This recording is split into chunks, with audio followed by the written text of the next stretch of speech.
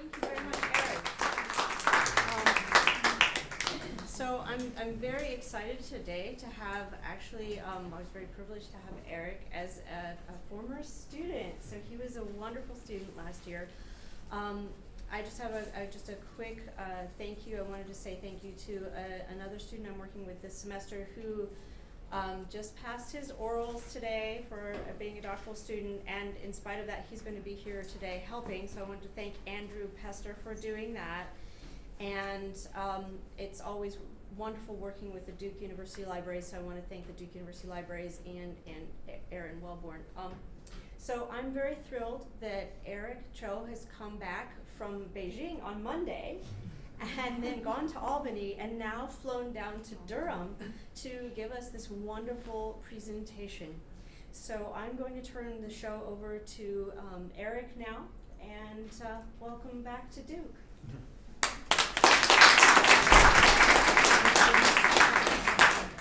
First off, I'd like to thank Dr. Scott and Aaron.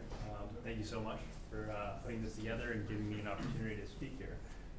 Feels really great to be back. So today we're going to talk a little bit about the Red Violin, contextualizing music in the Chinese Cultural Revolution, and how it's a two-way relationship, how music influenced the Chinese Cultural Revolution, and how the Chinese Cultural Revolution impacted music and the new genre form that ended up developing. But before we can talk a little bit about this, we need to ask ourselves, what exactly is music? The German rock musician Michael Schenker says, that music is a personal expression like art. It is something that you like doing that comes from within. It is an expression that comes from God. That is why artists are beautiful, and why people who copy are not really artistic. From another fellow German, perhaps more well known to the classical music world, music is a higher revelation than all wisdom and philosophy. Music is the electric soil in which the spirit lives, thinks, and invents. And this was said none other by the great Ludwig van Beethoven. So in looking at these two quotes, we see that music is a form of self-expression. These two musicians and artists feel that music is a medium to express personal experiences and emotions. And without this personal experience and personal emphasis, music is not alive. There's no music. And we should take these points into consideration when looking at the next quote. And this reads, "The thoughts and emotions of our workers in literature and art should become one with the thoughts and emotions of the great masses of workers, peasants, and soldiers." And this was said by Ma Sicong at the Yenan Conference on Literature and Art in May 1942. So if we go back and compare this thought, there's a stark contrast between our German artists and Mr. Mao. We see that in his view, music is a unified expression of the suffering and experiences of the proletariat. There is no personal expression from the artist, from the musician. Their job is to express the class struggle of the working people, of the peasants, soldiers, etc. And essentially, if we look at the previous framework, this is really the Western romantic philosophy on what music is. And if we try to fit this concept into the communist framework, it really does not fit, because the personal expression of composers and musicians was considered bourgeois. Especially in China, during going back to the Confucian times, there was a traditional gap between the musician class, the literature class, and the artists, and the rest of the population. Stemming back from Confucian times, these musicians, artists, writers were not only educated well within their field, but also well versed in Chinese classics, astronomy, math, etc. So we see here Mao in his wording. It's quite interesting what he does. He calls these musicians and writers workers in literature and art. And if we think about this, it's quite subtle at first, but there's a manual undertone to it. They're workers, not academics. And so what he really does here is just try to bridge the 1,000-year, 2,000-year gap between the proletariat class and the musician and artist class. So before we talk about arts policy during the Chinese Cultural Revolution, we really need to look and examine at the Yenan conference, which was held almost 25 years before the Cultural Revolution started. And before we can even talk about that, we need to examine the political background of the country at that time, because as we will see, politics and arts policy is really quite inseparable. So during the 20s and 30s, China was in quite a turmoil state. It was in the middle of its civil war between the KMT, or the Kuomintang, and the Communist Party. And so that millions and millions of deaths occurred as a result of this war. However, the two sides temporarily decided to sign a ceasefire in the 30s due to the war against Japan. In 1937, the Communists officially made Yenan its official headquarters for the war against Japan. And Yenan's a small area in Shanxi province in China, which is in the middle, right smack in the middle of China. However, after a few years of establishment of this party, of this camp party, there were many problems in morale and bureaucratic management. And due to this, Mao himself personally ordered an internal rectification campaign to rectify these issues. And one of the talks and campaigns that came out of this overall effort was the Yenan Conference on Literature and Art, given in May 1942 by Mao. And in this talk, he talks about four major issues. And these four major issues really paved the way for what would become arts policy in communist China in the Cultural Revolution. So in this talk, Mao focuses on four things: the relationship between politics and art, the source of art, the role of art in the social society, and the dynamic interactions between artists and audience. Mao was very much inspired by Soviet writings, in particular Marx, Engels, and Lenin. He really saw Lenin especially as a role model and took many ideas from his writings.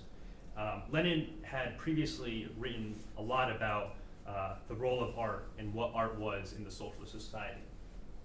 So in examining this, Lenin wrote that art was a political weapon for the class struggle, and it was not a personal form of expression, but rather a political utility for the party. So Mao really took this idea to heart and tried to base all of his policies on this basic fundamental principle of what art was to the society. However, as we begin to look at this lecture, we see many contradictions. His next main point is what the source of art is. And Mao, initially in his speech, believed that art was this malleable, unprocessed entity, which was being constantly refined by the artist. The artist's job was to take this raw material and to turn that into something processed and intelligible. Therefore, high art to Mao was based on an abundance of internal processing. The artist did a great amount of editing, brainstorming, and from taking the initial product and turning that into this refined product. Whereas low art did not require this extensive internal processing. So if we take this into consideration, it's almost paradoxical, because by intellectualizing the concept of art in its internal refinement process, Mao essentially separates art from politics, which contradicts his first point about politics and art being intertwined and inseparable. However, later in the speech, Mao again changes his definition of what the highest standard of art is, from a skilled process work to one that connected to the maximum number of people.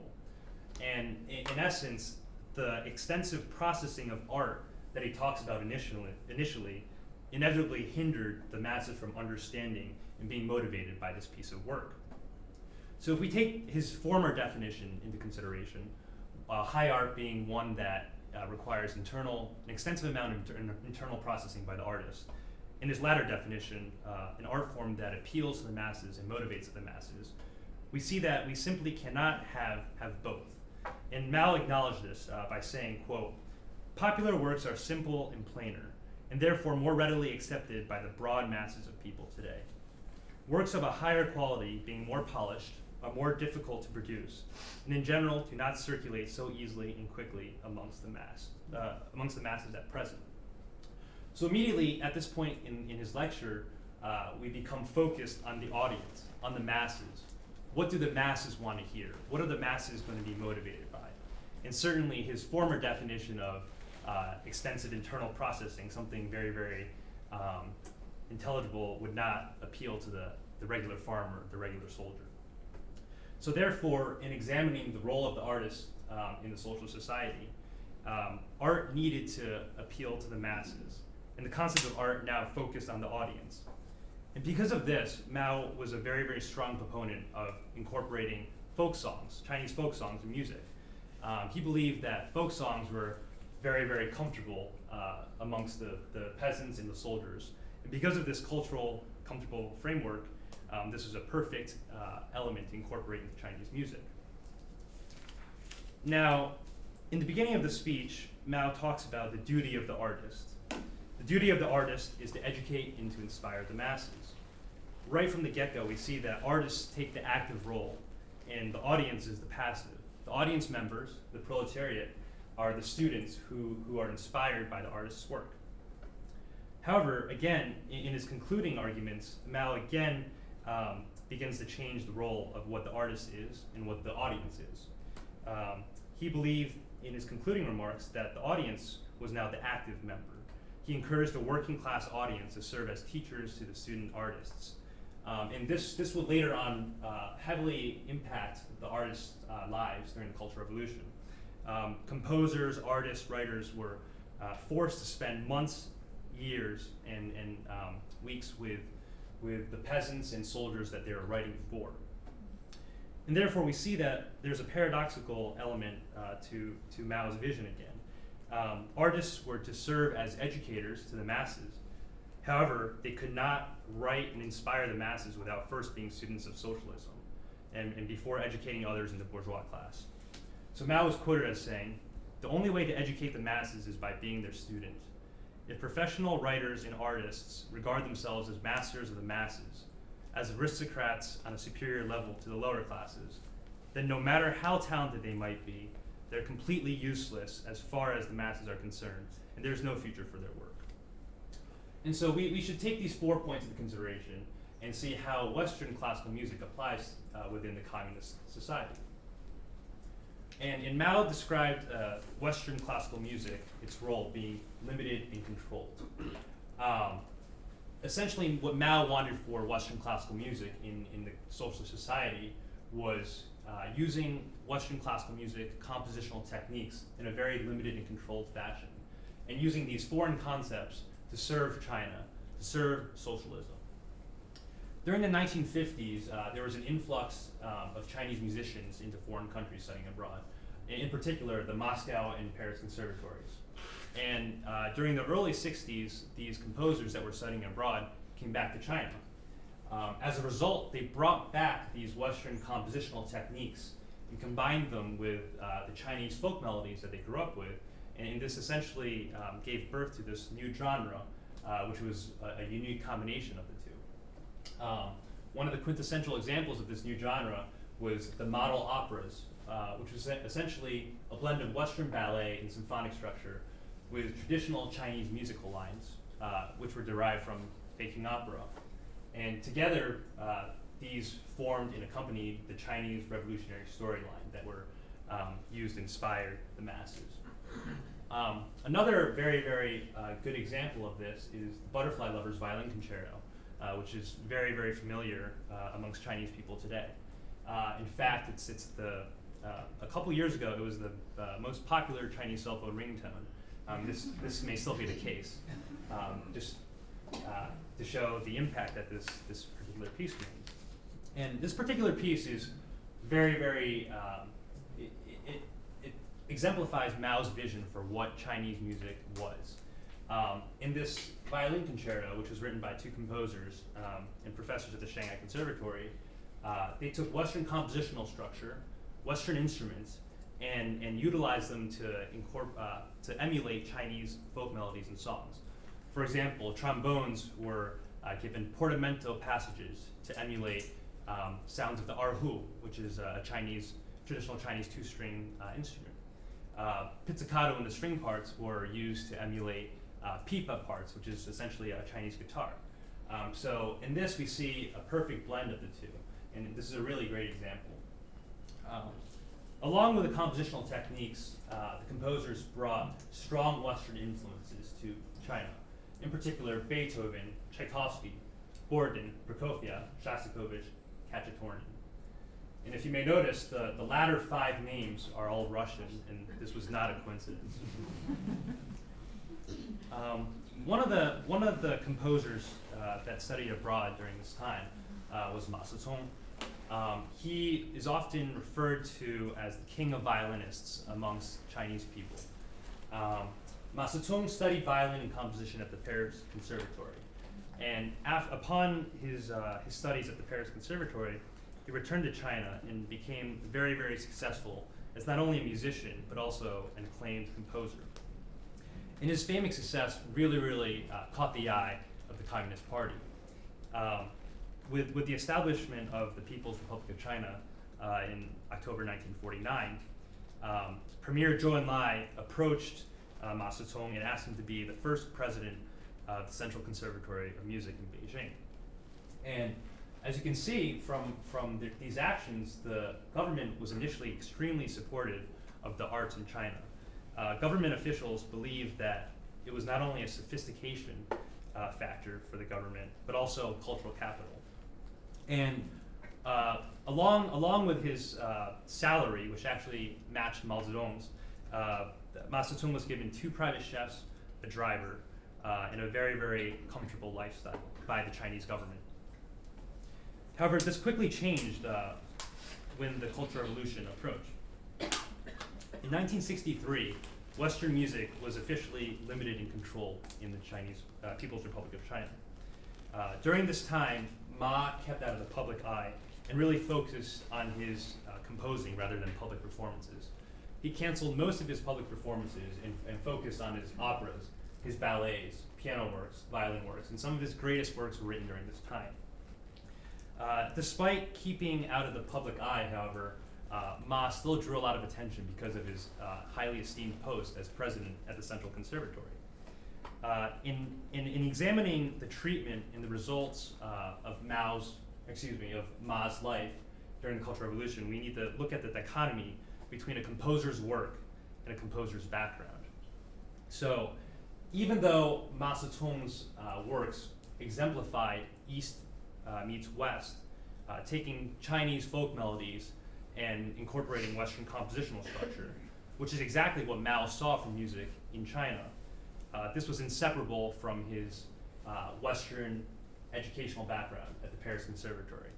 This was inseparable from his lavish lifestyle, from his high salary to his personal chef to his driver, even though these were given to him by the party itself in 1949.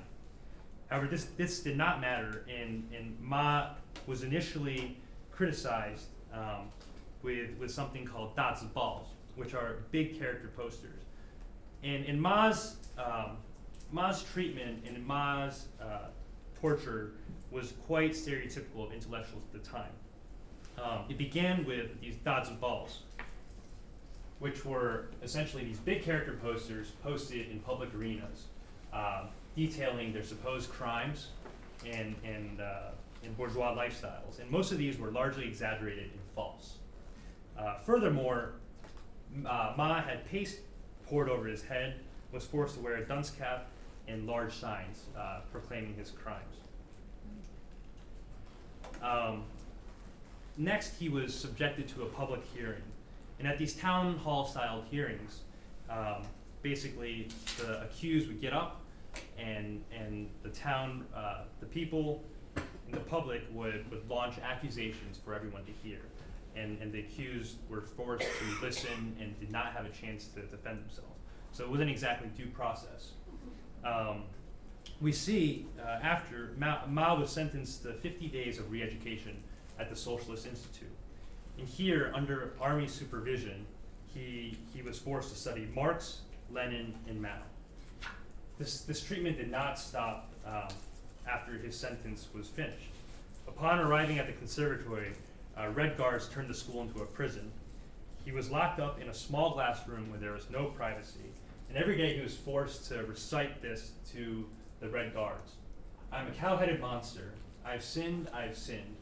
I must come under the people's dictatorship, because I am an enemy of the people. I must be frank, and if I am not, smash me to bits. I want to say something about this.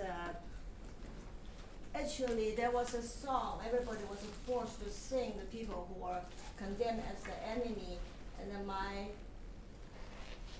schoolmate, who was 3 years ahead of me, he composed this tune.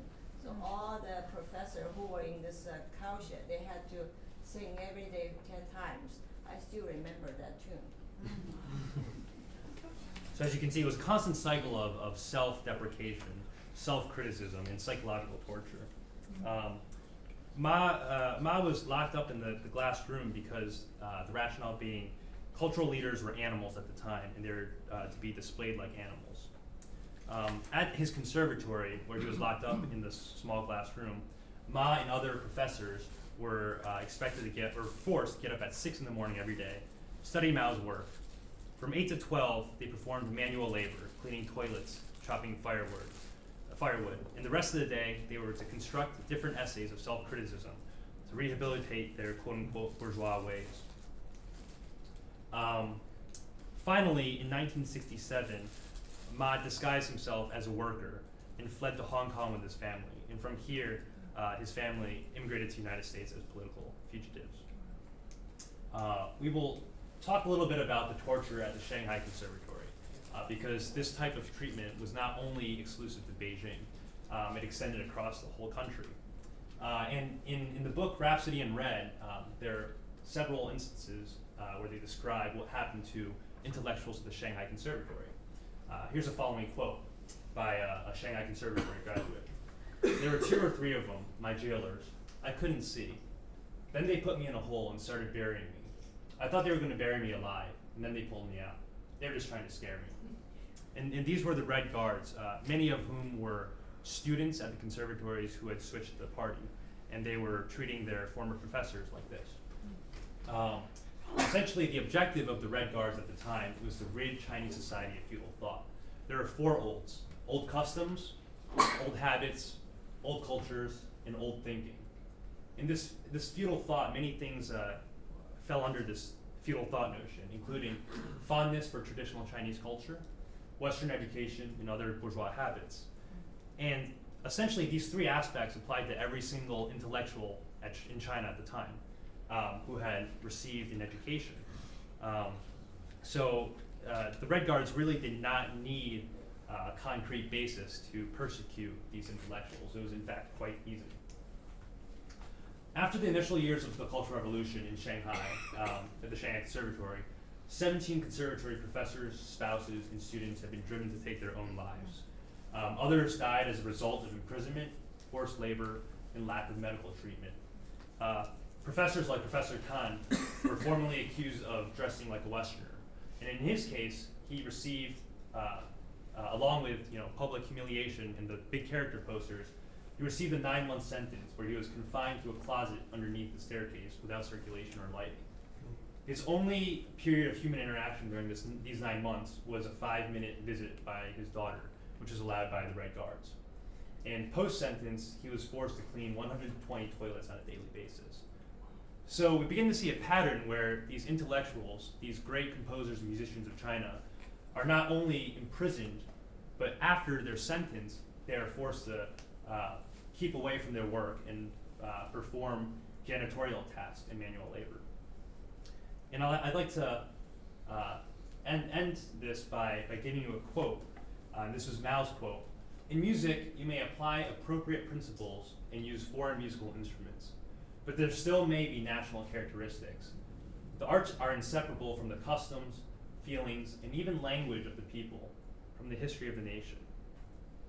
So now I'm going to play a few excerpts from Ma Sicong's work, which I think really exemplify Mao's vision for the arts. And even though Ma's work incorporated traditional customs, traditional folk songs, he was nonetheless still persecuted for his background. So I will play a little bit now from Ma's selected works.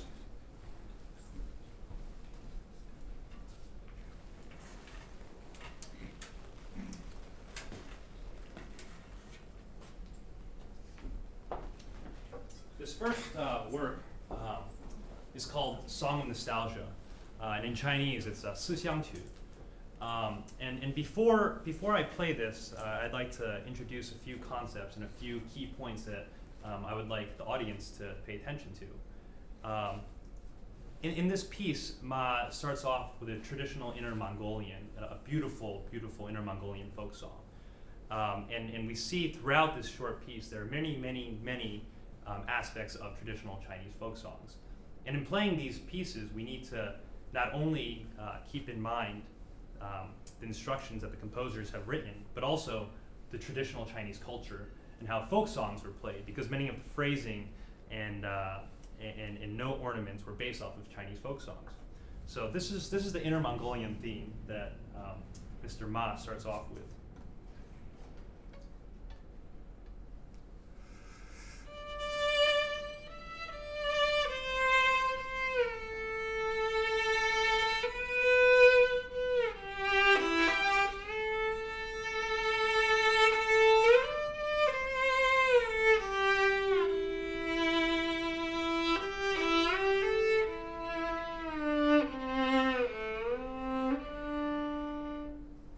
So many of the aspects, including the portamentos, are emulating traditional Chinese folk songs, traditional Chinese instruments such as the erhu.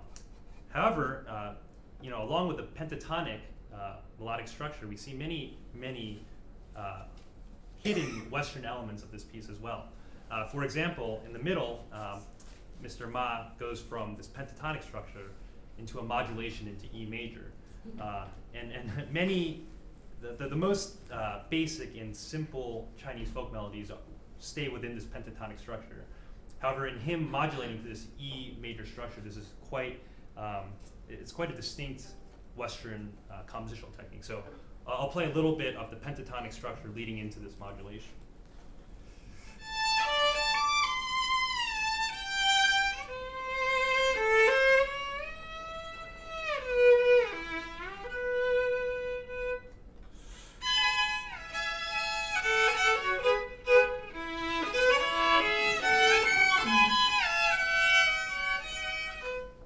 Stays in E major until it returns again to the pentatonic melody. And we also see aspects of voice leading that are very, very Western. For example, and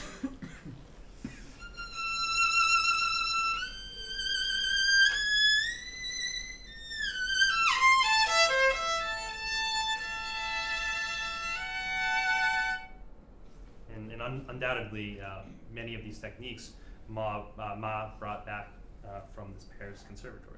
So I'm going to play this short piece. It's not very long, and I'd like the audience to keep in mind not only the Eastern components, but also the Western components, and how put together this piece is present as a whole, and how both components are necessary.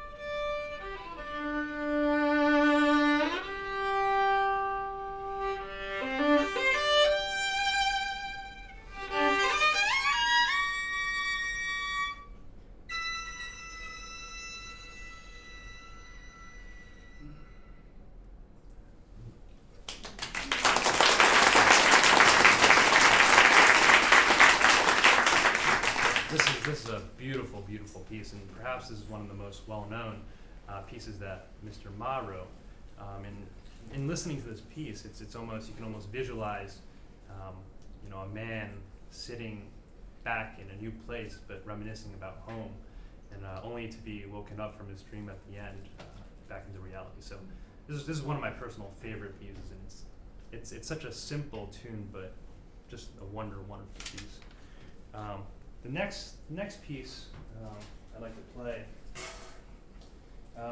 is a Rondo written by Mr. Ma, and perhaps this piece does an even better job of showing the incorporation of Western elements and Eastern elements.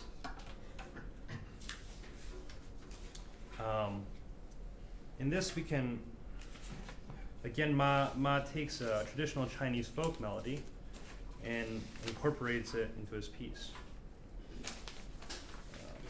Excuse me.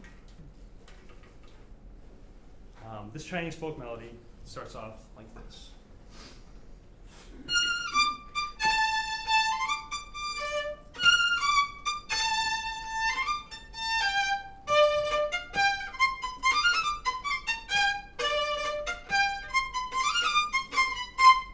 So this is the main melody that reoccurs several times throughout this piece.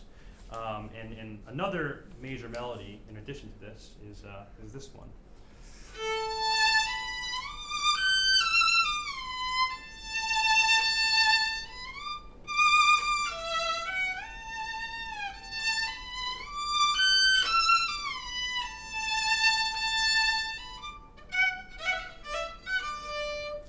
So in playing these melodies, we cannot play these melodies within the regular Western confines of Western technique. We need to apply slides or portamentos to emulate the folk songs and the phrasing. If I were to play what I just played within the Western confines, it would sound something like this.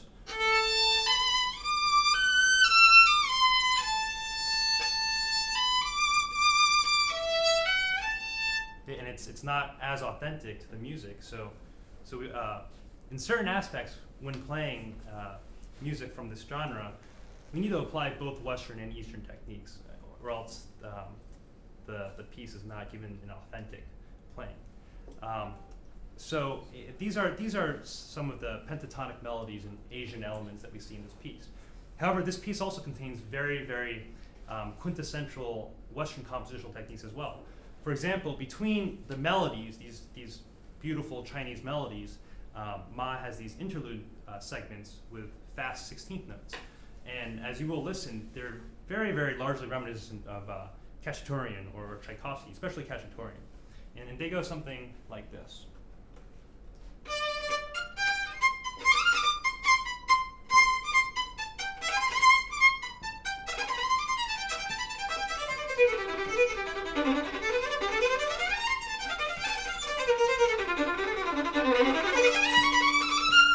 Back to the melody.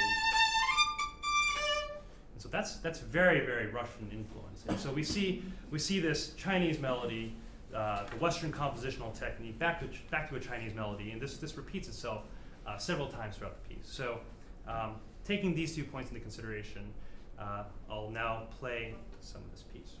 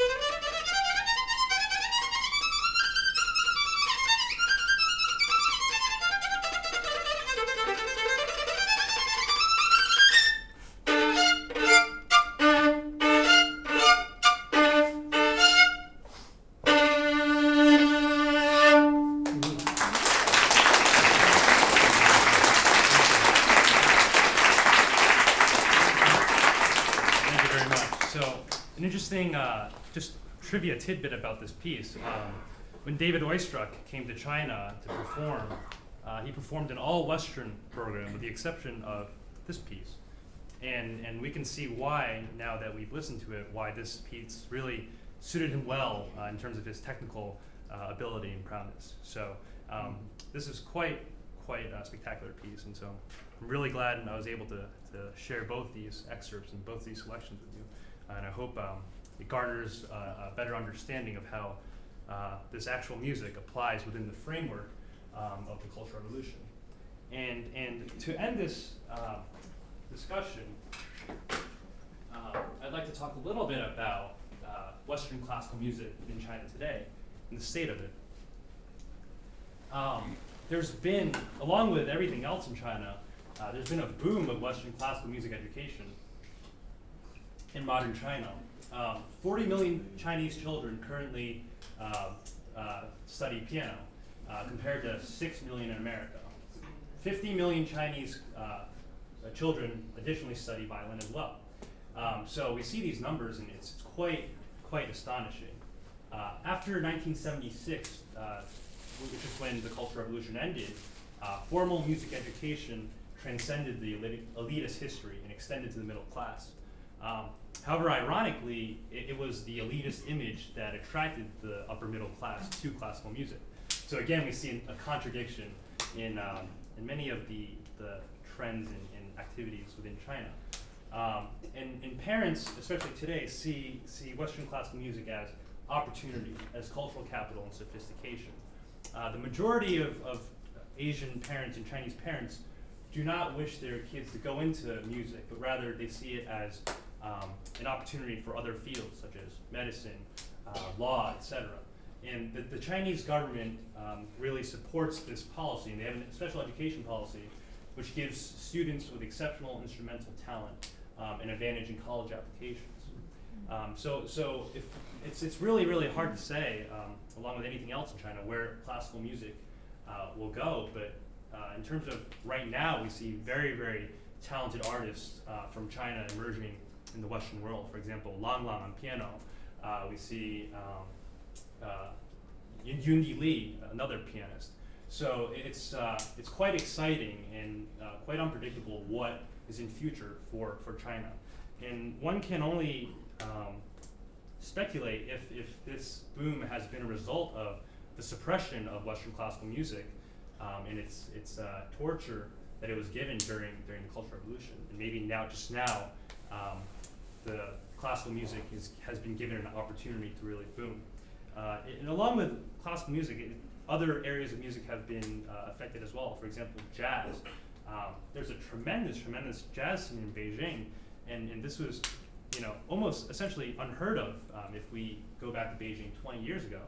Jazz was seen as very abstract and played for arts for art's sake, which was very contradictory to the communist policy of art serving the masses. Such an abstract art form would not be able to be comprehended by the average farmer or worker.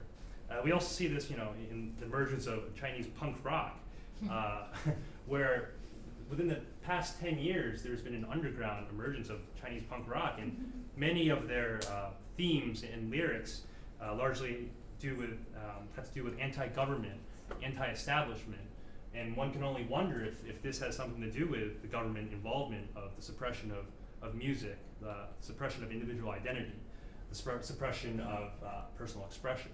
So we're beginning to see now, as a result of this massive historical, cultural, anthropological movement 30 years ago, we're beginning to see the after effects now and the emergence of music, not only Western classical music, but musics of all form. And so we can only hope for the best for music's sake, that it will continue booming within China.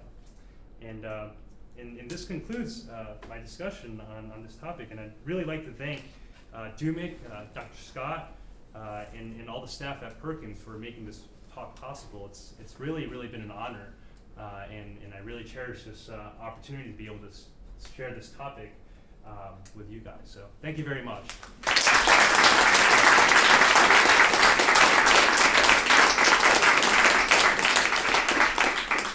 Thank you so much for being here, Eric, and so much when you were a student at Duke as concertmaster of the Duke Symphony, and now going on to med school, and here you are talking about your research in Beijing. So you just have an amazing background, and you just keep giving, and thank you for giving today. And I think we have time actually for a few questions. Great, I'll try the best of my ability. Yes. During the time that Professor Ma was imprisoned along with his fellow music professors, and they spent their days doing menial tasks and being humiliated and studying appropriate thought, was any musical instruction going on in the conservatory? And if so, who was teaching and what were they teaching? To my knowledge, most of the Western classical music was stopped. And Xiao-mei might be more qualified to answer your question, but in terms of music education, what Mao saw, he wanted music education to appeal to the masses. So he wanted these artists and musicians to train farmers in folk songs, in arranging big choruses where farmers and peasants could sing about revolutionary themes. During this time, to my knowledge, I think most, we can't say all, but most classical music education was suppressed. Am I right in saying this, Xiao-mei, or do you have an extension? During the 10 years of a revolution, Cultural Revolution, there was no school. All the schools were closed down, and I was at the school at the time. My instrument was locked up. Actually, when we were sent to the countryside, there's a storage room along with the luggage and the instrument all locked up there. And then the very first I remember, there was one time say, okay, everybody can practice during this hour from 2 to 3, and I got really excited. I was, going to the storage to get my violin, but the Chinese were practicing the equivalent drill. So then I realized it was a military drill. Every day we have to do that, so no practice. And it's not only conservatory education. For 10 years, university education altogether stopped. The college entrance exam in Chinese is called the Gaokao, was stopped completely, and so higher education in China was essentially banished for these 10 years. So it extended to all realms of education at the time. Yes. The Communist Party in China today supports many of the thoughts of Mao Zedong. Mm-hmm. Isn't there a conflict here in what you're saying and what they are saying? In terms of the position of classical music and Western thought today. I think as the Chinese economy grows and as globalization takes place, many of Mao's thoughts, and I think many of the educated people in China will agree with this, are seen as outdated. So I think it's hard to say. I mean, many people in China still do take his thoughts and his writings very, very seriously.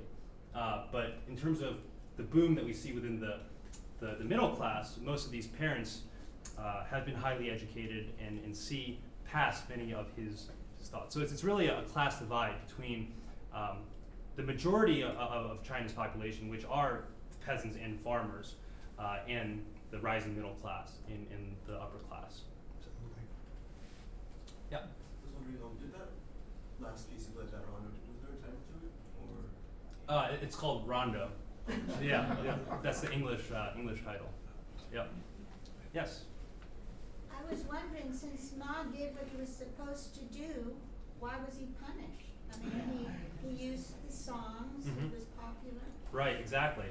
So we do see a discrepancy between, as I said before, the dichotomy between his work and his background. He was mainly, to my knowledge, persecuted because of his background. He held a very, very high post as president of the Central Conservatory. So the Chinese Communist Party really likes to make examples. So if they were going to make an example, they wanted to make an example out of this highly prestigious post that he occupied. So along with his Western education and what they considered his bourgeois lifestyle with his drivers and his chefs, they saw it as a good example to be made to the Chinese people. Yes? You played beautifully, thank you. Thank you. the first piece in particular, I loved the Inner Mongolian folk melody you talked about, and I wonder if you could talk a little bit more about the traditional Chinese instrument that melody would have been played on, and have you tried your hand at that? Sure. I was talking about the erhu, which is this traditional Chinese. Most Westerners equate it to like the two-string Chinese violin, and it's a very interesting instrument where the bow is stuck. If these are the two strings, the bow's stuck between the strings, and you can't. The bow's constantly in there. You can't take it out. You can't lift your bow or anything. And actually, my father played this instrument when I was little. So growing up, I heard these sounds, and I think that really contributed to my understanding and evaluation of how Chinese music should be played. Because one really cannot play this music without at least a basic understanding of the history and the instruments and the culture that these songs or these pieces are based off of. So yeah, I hope that answered your question. Yes? Yes, thank you. In the context of the influence of music, Mm-hmm. the pieces that you played, Ma Sicong compositions, certainly give to Western listeners Mm-hmm. a greater appreciation and understanding of Chinese music. Mm-hmm.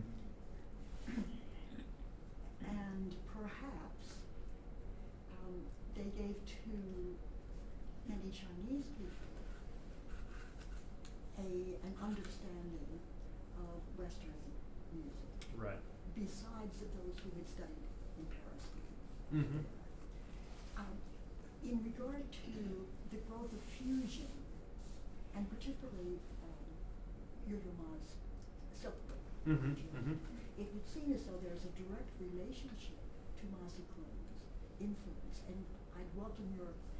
Oh yeah, that's a very good point. I think Ma Sicong was not the only one to really be a part of this movement. Several other musicians that had studied abroad brought in these Western compositional techniques, which, as you said, for example, with Yo-Yo Ma's Silk Road project, I think there is a direct relationship.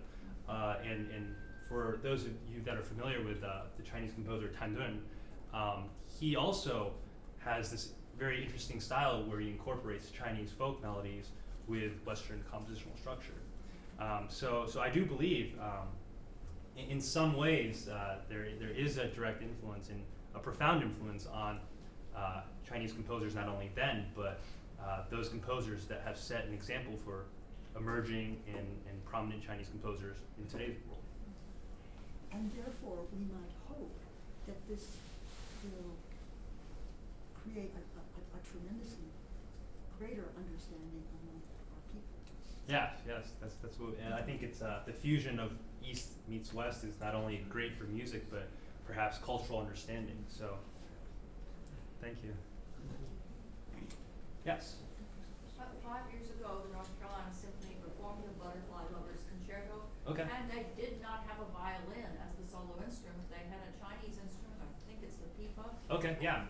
And I thought that was very curious that for American audiences, they wanted to show us a Chinese instrument instead of what the composer originally wrote. It is quite interesting. It's funny that you mentioned that because if you go back to China now, this piece of work has almost morphed into this pop culture phenomenon where they have, if you go to the record store, they have CDs with the saxophone playing this concerto, electric guitar, and they have these box sets collections with every single instrument imaginable playing this concerto. So I think pipa is more it's more within the traditional confines of what this piece was meant for. If we compare that to flute or a jazz guitar, but yeah, it was originally made written for violin, and it's just the popularity has exploded and has resulted into this extension of other instruments wanting to emulate this piece. So I think it just shows how great and impactful this piece is. All right. Well, thank you so much for being here.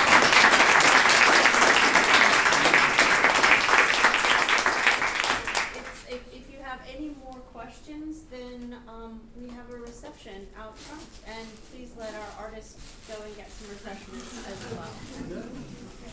Thank you everybody for coming. Thank you.